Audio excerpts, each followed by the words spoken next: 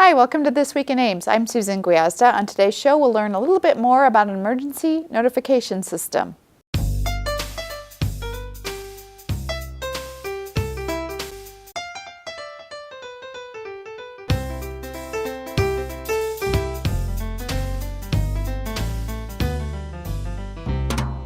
My guest today is Doug Houghton, Support Services Manager with the Ames Police Department. Doug, welcome to the show. I'm glad to be here. So Support Services Manager is kind of an interesting title. Tell us a little bit about what you do. Well, my job function kind of covers all of those things that people don't think about when they think about traditional police work. There's patrol and investigations, the detectives and the on-the-street police officers. My responsibilities lie more in the office. I'm responsible for the communications center, the 911 folks. I'm responsible for records, and then sort of the administrative duties, budget, grant administration, things like that. So you're not a sworn police officer, and have you ever served? I am, as a matter of fact. The position I hold is a civilian position, so I'm not classified as sworn personnel. I was actually an officer with the Iowa State University Police Department for about 10 years. Served there as a captain, and then came to the Ames Police Department about 7 years ago. So very familiar with police work from the university and the city side. Yes, and it's an interesting background. It does help me, I think, integrate the elements from both the university and the city, particularly when we start talking about the technology that's necessary to combine records and communications. And obviously you're a long-term Ames resident. You've been here for a while. 26 years, 27 years. Yeah. I worked at the university for most of that time, and as I said, with the city for about 7 years now. Yeah. So I know when you came here, a lot of people had already worked with you before with the university, and that connection of bringing the town and gown together. Again, just another example of how well that can work. Yes, and it truly was a fairly smooth transition as I moved from one position to another. So one of the things that we wanted to talk about today was the emergency notification system, not just for Ames, but for the entire Story County. There's been a change. There has been. For the last 5 or 6 years, the Ames and all of Story County has utilized a system called Code Red, a product from a specific company. In the last legislative session, the legislature helped approve and fund a statewide system. The statewide system is called WENS, the Wireless Emergency Notification System, and Story County residents will pick up that system in the next few weeks, and we'll know it locally as Story County Alerts. Story County, Iowa Alerts. The program is much the same. It's a mass notification system that allows emergency and disaster planning folks to contact large numbers of Ames or Story County residents by phone, with a voice message, by text, or by email. Any one of those or all three of them are available to anybody in the county who signs up for the service. So again, I think sometimes people have this unrealistic idea of what an emergency notification system can do. It's not a tornado warning system. It's not an instant warning system. That's correct. The mass notification system is basically a computer-based program, but it has a human element. Somebody has to craft a message that will go out to residents, implement that message, and then the telephone system has to get that out to a large number of folks. So you can imagine if you tried to make 22,000 phone calls, even if they are to cell phones, there is some time lag in that process. So as part of the implementation process, Story County and Ames officials have made the determination that the program should be used for only those kinds of emergencies that are appropriate for a little bit more delayed response. Floods are a perfect example. We see floods coming. We have the data that tell us that water's rising. So notifying people about a flood event would be perfect for the Story County, Iowa Alerts project. The trouble with most weather events is they are fast developing and pass through both Ames and Story County quite quickly. So the use of Story County, Iowa alerts for that particular purpose is not something that we're planning to do. The other part of that is there are a wide range of weather notification systems that are easily available to residents. Weather radios, most cell phone companies have apps or other processes that will give you weather alerts that we'd prefer people use. So the change from Code Red to Story County, Iowa alerts is seamless for some people, and those would be the people who have a public landline phone number that is printed in the white pages. That's correct. For that limited number of people, and it is a relatively limited number of people, I think the transition actually imported 22,000 phone numbers. And in a county with a population that's substantially larger than that, we know most people didn't make it. But we have imported those white page numbers into Story County, Iowa alerts.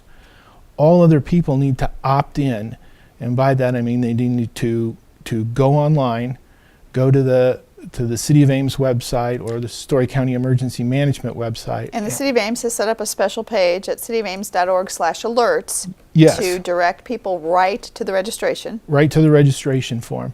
And the registration form then is quite easy. You enter your name, your phone number, where you want to receive alerts, an email address where you want to receive alerts, and then where you want to be listed. You do have to enter your address as well.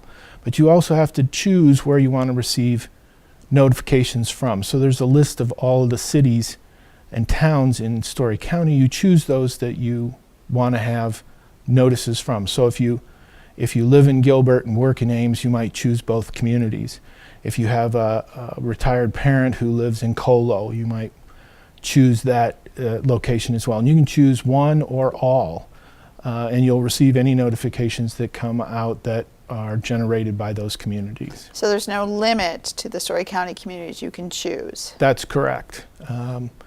You do have to choose at least one. There's no countywide notification. You have to choose at least one and then choose as many as you want. There are also 3 school districts that are participating in Story County, Iowa alerts.